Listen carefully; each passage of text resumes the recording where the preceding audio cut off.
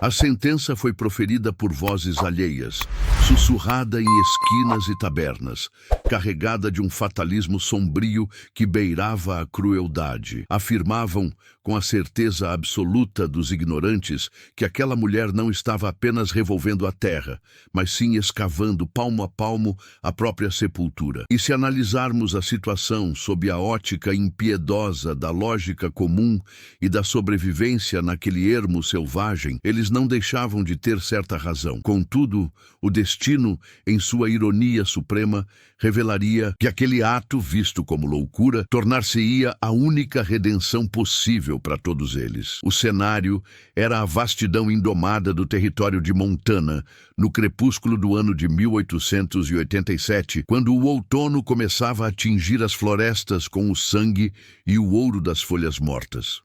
Na primeira vez em que Clara Widmore ergueu a picareta e afundou a ponta de metal oxidado na encosta, situada atrás da concessão de mineração há muito abandonada, o som seco do impacto, aço contra a terra resistente, ressoou pelo vale com mais eloquência e força do que qualquer palavra humana poderia articular. A colina, à primeira vista, não ostentava nada de especial ou promissor.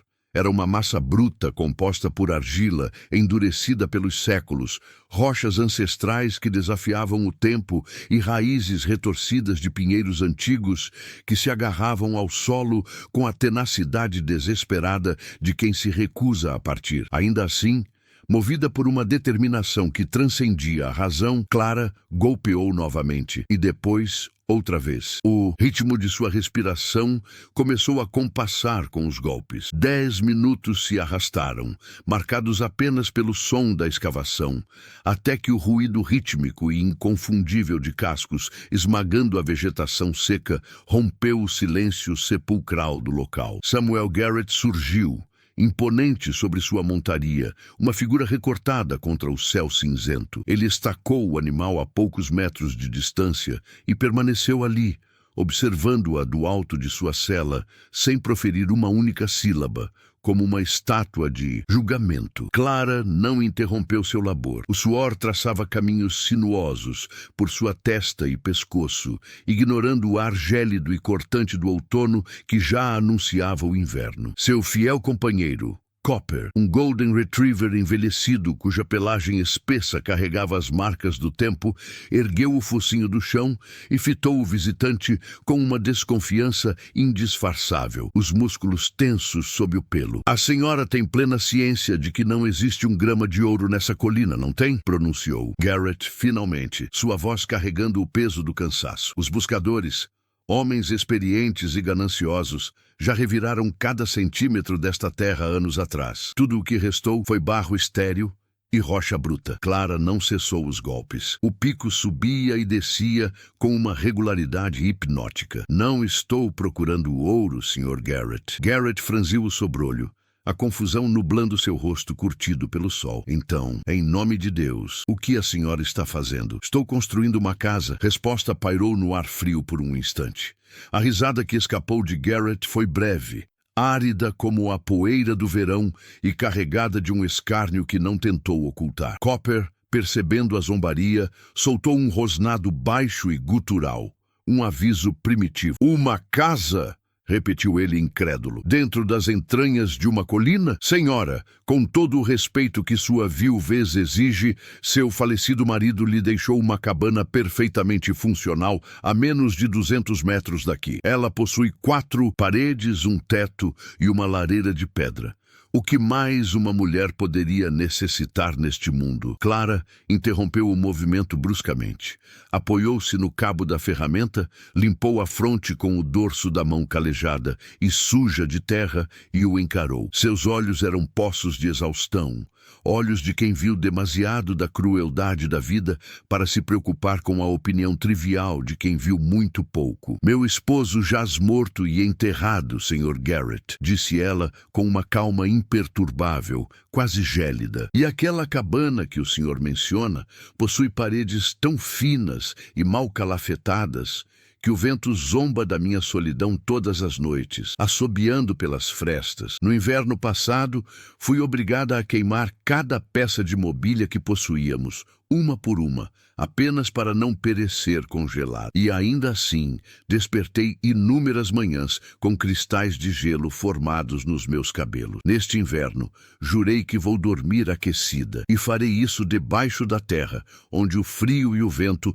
não conseguem me alcançar. Garrett negou lentamente com a cabeça, exibindo aquela condescendência exasperante que os homens da fronteira reservam às mulheres que julgam ter perdido o juízo por causa do luto. Como queira, Sra. Widmore, mas quando esse túnel instável desabar sobre sua cabeça e a enterrar viva, não espere que ninguém venha desenterrá-la. Ele girou a montaria com um puxão brusco nas rédeas e partiu sem olhar para trás, deixando-a com sua loucura. Clara ergueu o pico novamente. Golpe após golpe, centímetro por centímetro, a colina começou a ceder e a se abrir. Copper sentou-se próximo, abanando a cauda entre as folhas secas, aguardando pacientemente que sua humana construísse um refúgio onde o inverno não pudesse persegui-los. A memória de Thomas Widmore ainda era uma ferida aberta.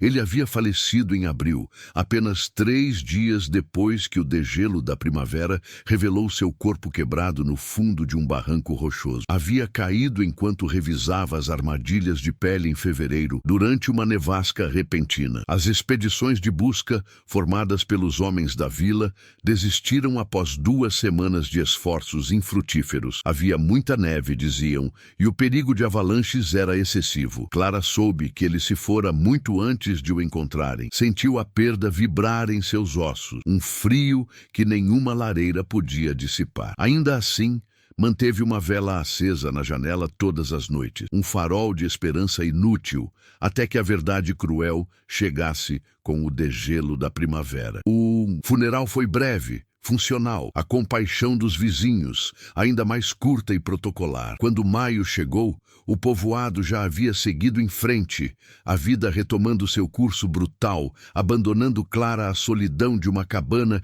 que filtrava o ar gelado, acompanhada apenas por um cão que também estava de luto, e cercada por uma terra que ninguém cobiçava por estar perigosamente próxima das montanhas altas. O berço onde nascia o pior clima da região. Ela poderia ter partido para a vila, poderia ter buscado refúgio na comunidade, trocando sua independência pela segurança de paredes mantidas pela caridade alheia, ou por um novo casamento de conveniência. As viúvas sensatas faziam isso, mas Clara estava farta de ser sensata. A sensatez não salvara Thomas. Ela havia crescido numa família de mineiros tradicionais, na Cornualha, Inglaterra. Seu pai e seus irmãos haviam passado a vida inteira sob a terra, trabalhando em túneis profundos, onde a temperatura permanecia imutável, indiferente às estações, onde as tempestades gritavam inutilmente na superfície, incapazes de penetrar a rocha. Quando criança, Clara sentira essa calma profunda, essa proteção silenciosa e uterina da terra envolvendo tudo. Jamais esqueceu a sensação de segurança que o subsolo oferecia. O mundo de cima era cruel, impredecível, caótico. O de baixo era estável, constante. Thomas rira quando ela sugeriu cavar um porão habitável no primeiro ano de casamento. Não somos toupeiras, Clara, dissera ele com seu sorriso fácil. Gente vive sobre a terra, sob o sol. Thomas fora um homem bom e honesto, mas estava tragicamente equivocado. Durante os meses de verão, Clara preparou-se meticulosamente. Observou a encosta com o olhar de um engenheiro, estudou a drenagem natural da água, calculou a inclinação, testou a consistência do solo em vários pontos. Devorou todos os livros sobre escavação e geologia que encontrou na pequena e empoeirada biblioteca do território. Conversou com velhos garimpeiros, desdentados, comprando seus conselhos e segredos com potes de banha e cestas de ovos frescos. E quando as primeiras cores do outono pintaram a paisagem de ocre e ferrugem, ela começou a cavar. O trabalho revelou-se fisicamente mais árduo do que sua imaginação previra. As camadas superficiais do solo estavam repletas de raízes grossas, como cabos e pedras erráticas enormes. Suas mãos cobriram-se de bolhas d'água que estouraram, transformando-se em carne viva e sangue. para depois endurecerem novamente em calos grossos como couro. Suas costas gritavam de dor a cada movimento. Os ombros ardiam como se estivessem em chamas, mas Clara seguiu adiante, movida por um instinto primal. Desta vez, ela não cavava para encontrar algo valioso. Cavava para sobreviver. A segunda semana de escavação trouxe um silêncio distinto à obra. Não o silêncio do abandono, mas o da espera atenta. Clara percebeu a mudança sutil na manhã em que o som do impacto do pico se alterou. Já não era o estalo seco e frustrante contra raízes e pedras soltas, mas um golpe surdo, profundo, quase oco e satisfatório. Argila compacta, densa, firme, impermeável. A terra nobre que todo mineiro experiente espera encontrar. Ela largou a ferramenta, ajoelhou-se na terra fria, tomou um punhado daquela massa com a mão trêmula e a apertou com força. Não se desfez, nem esfarelou. Manteve-se unida, sólida, obediente à forma. Clara fechou os olhos por um instante, sentindo uma onda de alívio. Havia encontrado o que buscava. A argila era paciente. Não desmoronava subitamente, não traía o escavador. Permitia que o túnel tomasse forma lentamente, respeitando o ritmo humano, como se a própria colina aceitasse, ainda que a contragosto, abrir-lhe um espaço em seu interior. A partir desse dia crucial, Clara deixou de cavar às cegas e começou a construir com propósito. Manteve a entrada do túnel estreita, calculada apenas para permitir a passagem de uma pessoa de lado, minimizando a perda de calor. Inclinou o piso do túnel levemente para cima a partir da entrada, garantindo que qualquer água da chuva jamais tivesse a tentação de estagnar ali dentro. Cada golpe era matematicamente calculado. Cada pasada de terra removida tinha um propósito definido na estrutura final. Copper a observava da entrada, com as patas dianteiras cobertas de barro seco, sem jamais tentar entrar enquanto ela trabalhava, como se sua inteligência canina entendesse que aquilo não era uma brincadeira, mas um ritual sagrado de sobrevivência. Os vizinhos, movidos pela curiosidade mórbida, começaram a voltar, não de uma só vez, mas como corvos atraídos por algo brilhante, aparecendo um hoje, outro amanhã, sempre com a mesma desculpa esfarrapada nos lábios. Só queria ver como está indo o progresso, diziam, tentando soar amigáveis, mas seus olhos denunciavam outra intenção. Eles queriam presenciar o momento exato em que a loucura de Clara colapsaria, soterrando-a. Vai inundar na primeira chuva, assegurou Martha Olsen, numa tarde cinzenta, apoiada na cerca com um ar de superioridade técnica.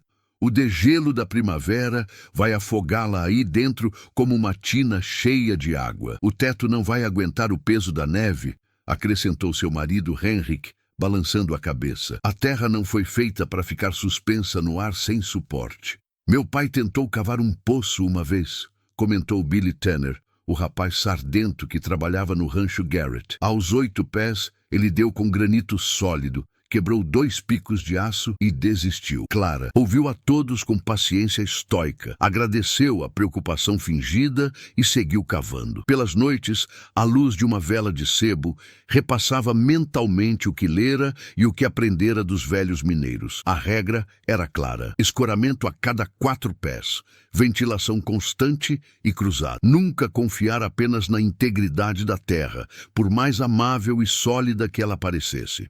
Com base nisso, mudou o design original. O túnel inicial desembocaria numa câmara ovalada, sem esquinas retas onde a pressão da terra pudesse se concentrar e causar fraturas. 12 pés de profundidade, 10 de largura, 7 de altura no ponto central. Não estava construindo um buraco para se esconder, estava projetando um lar para viver. Quando a madeira encomendada chegou, Clara soube que havia cruzado um ponto sem retorno financeiro e emocional. Havia trocado 3 meses de preciosas provisões de inverno, mantimentos essenciais, por troncos de pinho robustos cortados sob medida. Arrastou-os um por um até a entrada da escavação, deixando sulcos profundos no solo úmido, num esforço hercúleo. Durante 4 dias inteiros, ela serrou, mediu e mediu novamente. Cada poste vertical devia encaixar com perfeição absoluta no teto abobadado. nem 1 centímetro a mais, que poderia rachar a terra, nem um a menos, que deixaria o teto instável. O primeiro erro de cálculo quase lhe custou a vida e o projeto. Um tronco, com uma rachadura interna invisível, partiu-se com um estalo violento ao receber o peso da terra. O teto cedeu 6 polegadas de súbito, despejando uma chuva de detritos. O coração de Clara parou no peito. A poeira sufocante encheu o ar confinado. Copper ladrou desesperado do lado de fora, sentindo o perigo, mas os outros suportes, felizmente, aguentaram a carga redistribuída. Clara permaneceu imóvel na escuridão poeirenta, respirando devagar para controlar o pânico, ouvindo os sons da madeira sob tensão. Não havia os estalos secos da morte estrutural, apenas o gemido da tensão e do assentamento. Ela substituiu a viga falha com cuidado cirúrgico. Naquele mesmo dia, trabalhou até os braços tremerem incontrolavelmente e a visão nublar de exaustão, porque entendeu algo essencial e aterrorizante. Sob a terra, não existem segundas oportunidades para o erro. Ela aprendeu a escutar a linguagem da mina, o gemido grave da madeira bem carregada, o estalo agudo e perigoso de uma peça prestes a falhar. Entre os troncos de suporte, compactou argila misturada com palha seca. Havia lido sobre essa técnica antiga num livro de arquitetura vernacular. Ao secar, a mistura tornava-se dura como tijolo cozido, selando fendas, impedindo a umidade e estabilizando as paredes contra a erosão. Para o final de outubro, o túnel e a câmara estavam definidos, sólidos, secos e envolvidos por um silêncio acolhedor. Enquanto isso, na superfície exposta, o mundo começava a falhar. Uma geada precoce e violenta matou 2 bezerros recém-nascidos no rancho Garrett. A despensa subterrânea mal construída dos Olsen inundou com a chuva de outono, arruinando metade de suas verduras estocadas. O poço que os Tanner cavaram finalmente deu água, mas era salobra e inutilizável. E a colina de Clara, humilde e invisível, seguia intacta. No dia em que começou a trabalhar na construção da chaminé, Samuel Garrett regressou. Desta vez, desmontou do cavalo, um gesto de respeito inédito. "Posso ver?" perguntou ele, sua voz despida do escárnio anterior. Clara estendeu-lhe uma lanterna de óleo. "Cuidado com a cabeça. Na entrada, o teto abre-se depois dos primeiros passos." Garrett entrou na terra, curvando-se. O silêncio prolongou-se por minutos. Depois, sua voz retornou do interior, abafada pela densidade da argila. "Deus santo!" Quando saiu, emergindo de volta à luz cinzenta, já não sorria. "Está quente aí dentro", constatou, visivelmente perturbado. "Muito mais quente que aqui fora." Clara assentiu levemente. "A terra não mente, Sr. Garrett. Só é preciso saber escutá-la com humildade." E pela primeira vez naquelas terras, ninguém riu. Novembro chegou sem se anunciar, como fazem as catástrofes verdadeiramente perigosas. Não caiu de golpe sobre o vale, deslizou sorrateiramente. Primeiro foi a geada, desenhando padrões nas bordas das poças, tão fina e afiada que parecia vidro quebrado. Depois, o hálito de homens e animais começou a sair branco, condensando-se no ar mesmo ao meio-dia ensolarado. E, finalmente, uma manhã, Clara acordou e o mundo estava amortalhado por uma capa de neve tão leve e seca que estalava como sal sob as botas. Abaixo, no ventre da colina, nada havia mudado. A temperatura dentro do refúgio mantinha-se estável, tranquila, quase indiferente ao caos térmico que começava lá em cima. Clara colocou o termômetro perto da parede de argila crua. 5 graus positivos. Exatamente como os livros de física haviam prometido. A Terra cumpria sua parte no acordo. Aquele foi o dia em que terminou a chaminé. Trabalhara nela durante semanas, assentando pedra por pedra, ajustando cada ângulo para otimizar o fluxo de ar. O conduto não subia em linha reta vertical. Serpenteava ligeiramente para cima, acompanhando a curva da terra, até emergir 20 pés mais alto na encosta, protegido por uma laje de pedra. Assim, a fumaça sairia com naturalidade, sugada pela diferença de pressão, e a neve ou a chuva não poderiam cair dentro do lar. Ela acendeu o primeiro fogo com mãos trêmulas de expectativa. A chama foi pequena, modesta, alimentada por gravetos secos. Mas o calor expandiu-se de imediato, irradiando e abraçando o espaço confinado. Copper aproximou-se do fogo, deu 2 voltas sobre si mesmo e deitou-se frente ao lar com um suspiro profundo, como se tivesse esperado aquele momento de paz toda a sua vida. Clara sentou-se no chão de terra batida, encostou as costas na parede morna e fechou os olhos. Pela primeira vez, desde a morte traumática de Thomas, ela não sentia medo do inverno que se avizinhava. Lá em cima, o povoado começou a murmurar, inquieto. A risada havia desaparecido completamente. Foi substituída por algo mais incômodo e viscoso. Curiosidade mesclada com uma preocupação egoísta. A chaminé externa dos Olsen ruiu sob o peso excessivo da neve úmida acumulada. A lenha deles, mal armazenada, estava molhada e apenas fumegava sem arder. Martha Olsen apareceu numa tarde, com as mãos vermelhas e rachadas de frio, perguntando, quase suplicando, se Clara podia explicar como havia desenhado sua ventilação subterrânea. Não pensei que... E funcionaria, admitiu a mulher, evitando olhar Clara nos olhos, envergonhada pela arrogância passada. Mas funciona. Depois veio Henry com o chapéu na mão, humilde, pedindo para comprar um pouco de lenha seca do estoque de Clara. Depois chegaram outros, não para zombar, mas para observar, para aprender, para entender como sobreviver. Clara não negou ajuda a ninguém, mas tampouco parou seu trabalho. Instalou um assoalho de tábuas de pinho sobre a terra compactada para isolar a umidade. Construiu estantes funcionais escavadas nas próprias paredes,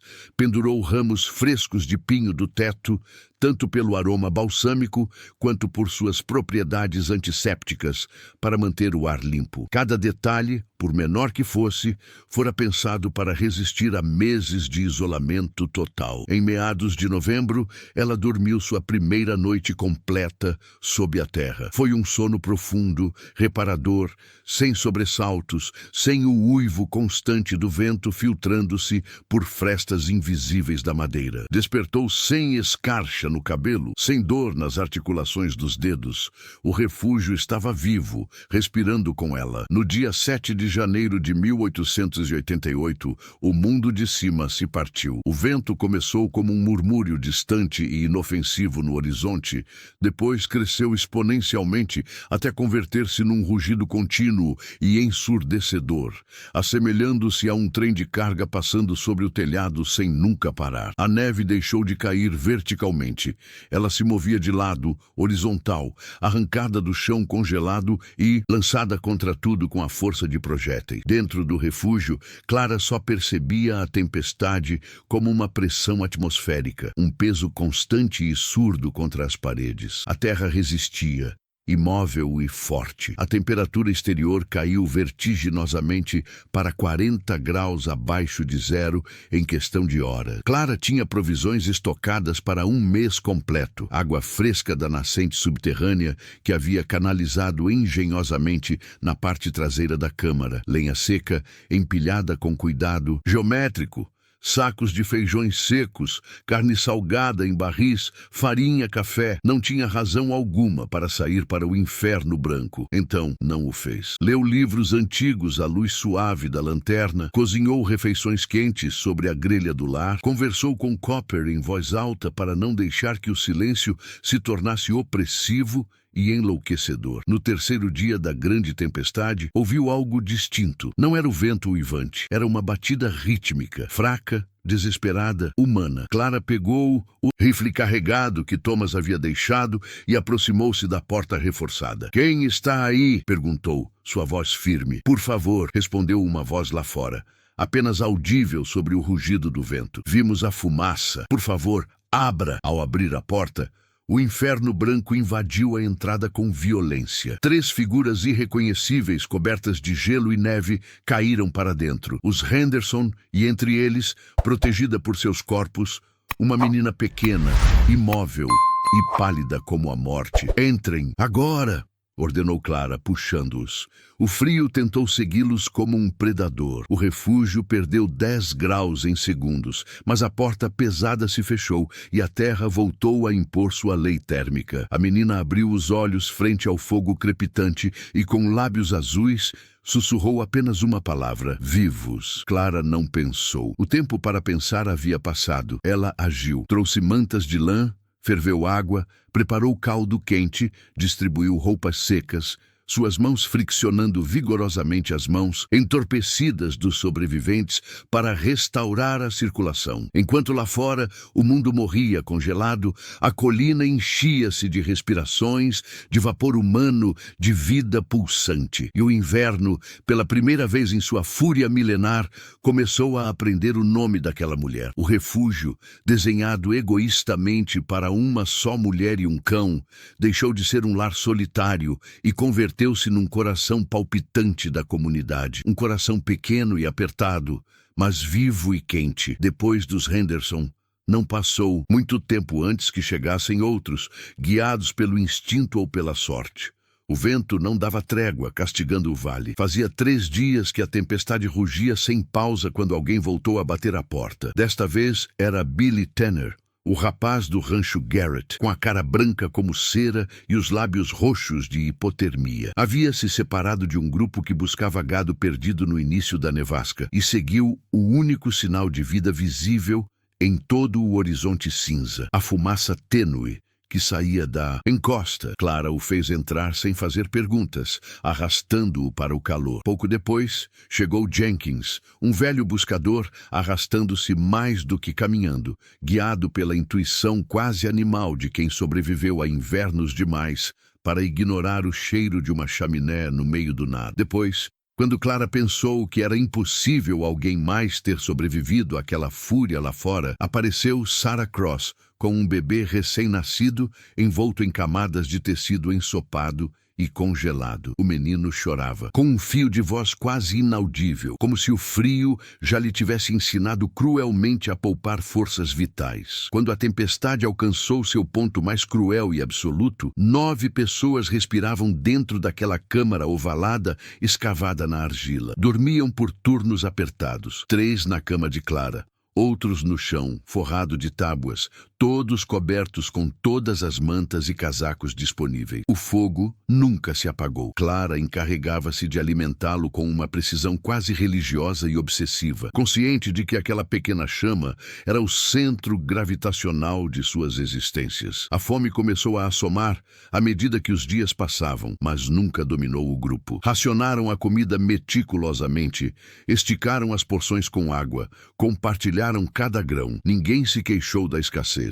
O medo em troca foi um monstro mais difícil de controlar. Billy chorava em silêncio convulsivo quando achava que ninguém o via. Jenkins contava histórias exageradas e heróicas de invernos passados para distrair as mentes aterrorizadas.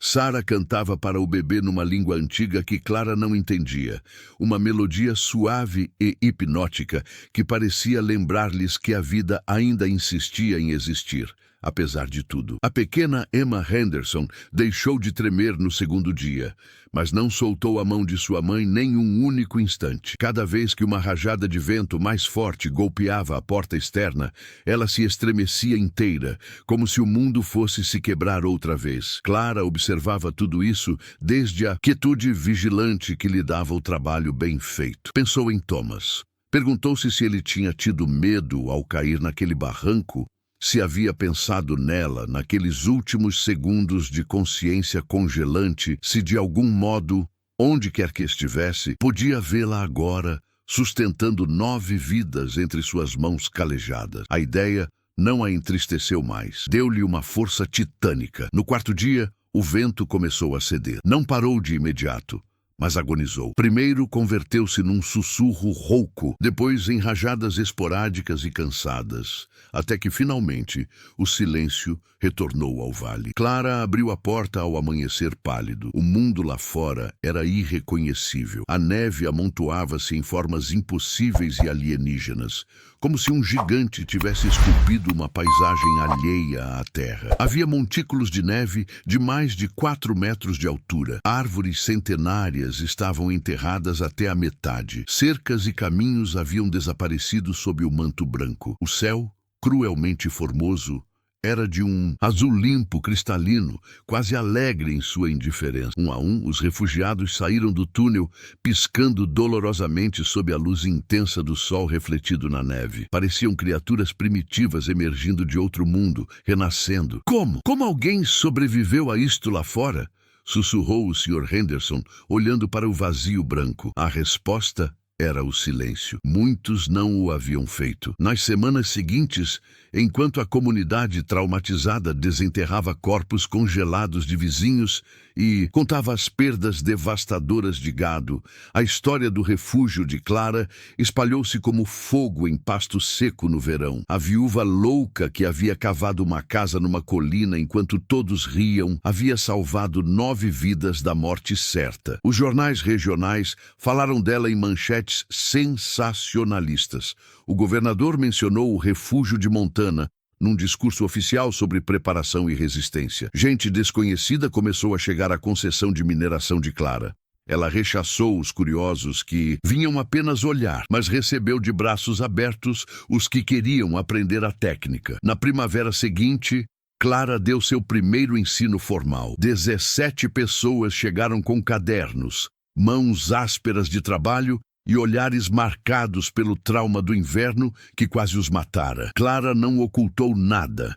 Mostrou seus erros iniciais, as vigas rachadas, explicou a física da argila, a ventilação, o porquê de haver sobrevivido. Não cobrou um centavo. O conhecimento não se gasta quando se compartilha, dizia ela séria. Ele se multiplica. Naquele outono, já havia 8 refúgios subterrâneos novos sendo construídos no vale. No ano seguinte, 20. Alguns construtores melhoraram seu desenho original. Outros o adaptaram a distintos solos rochosos e climas mais úmidos. Clara aprendeu tanto quanto ensinou. Um engenheiro militar retirado padronizou os planos de suporte de carga. Um imigrante sueco melhorou o sistema de circulação de ar. Artesãos nativos combinaram as técnicas modernas com seu próprio saber ancestral de construção com terra. Clara celebrou cada mudança, cada inovação, porque o objetivo nunca foi ser a única detentora do saber. O objetivo era que ninguém mais tivesse de morrer congelado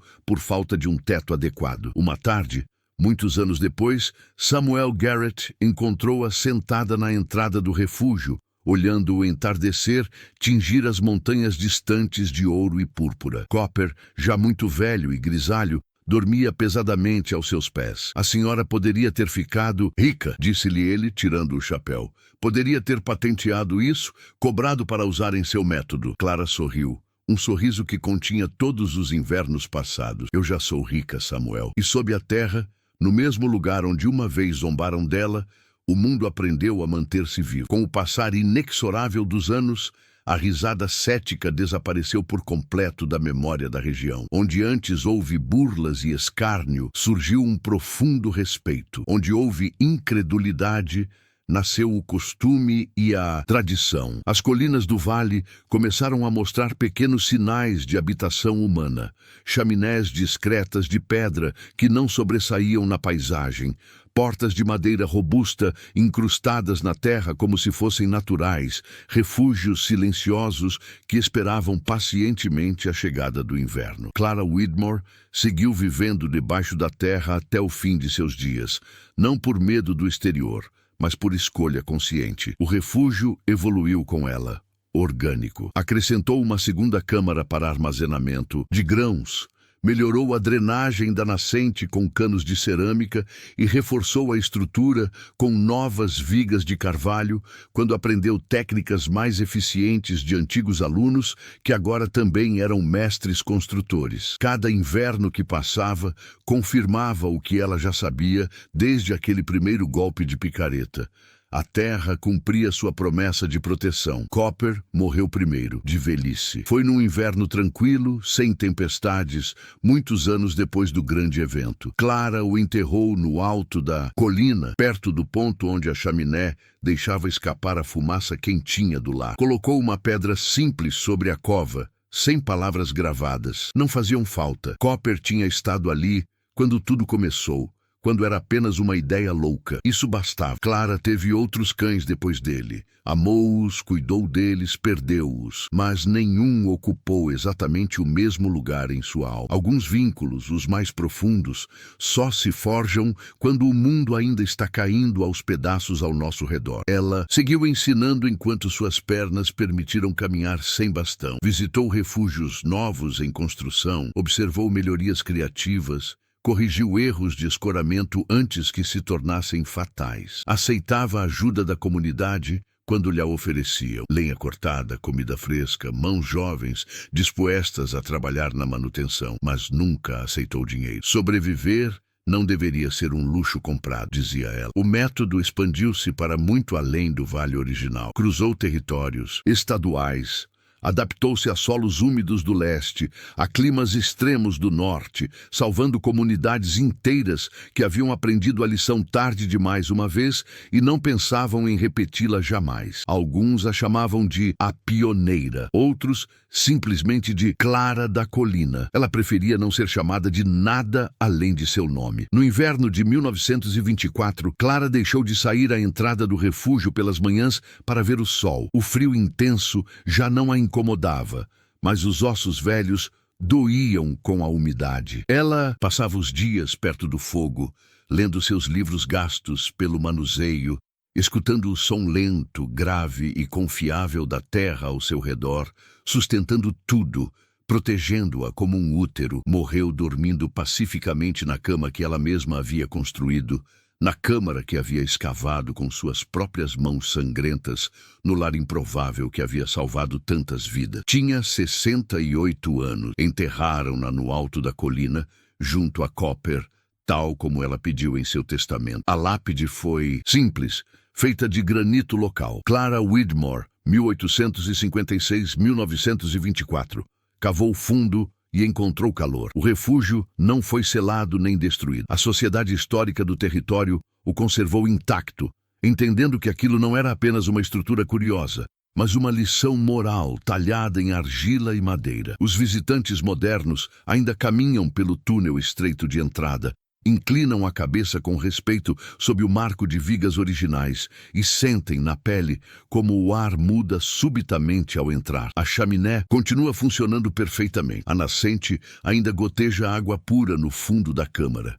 As paredes de argila mantêm aquela temperatura constante e acolhedora que um dia desafiou a morte branca. Os guias turísticos contam a história com reverência. Falam de termodinâmica, de engenharia estrutural, citam estatísticas da grande nevasca de 88, que matou centenas de pessoas. Mas o que as pessoas levam dali, o que realmente recordam ao sair para a luz do sol, não são os dados frios. Recordam a imagem da mulher solitária, a quem disseram que estava cavando sua própria tumba. Recordam que ela ignorou o mundo e seguiu cavando. Recordam que, quando o mundo inteiro se congelou e a esperança morreu, ela estava quente. 9 pessoas saíram vivas daquela colina naquela manhã distante, porque alguém teve a coragem de se negar a aceitar que sempre se fez assim.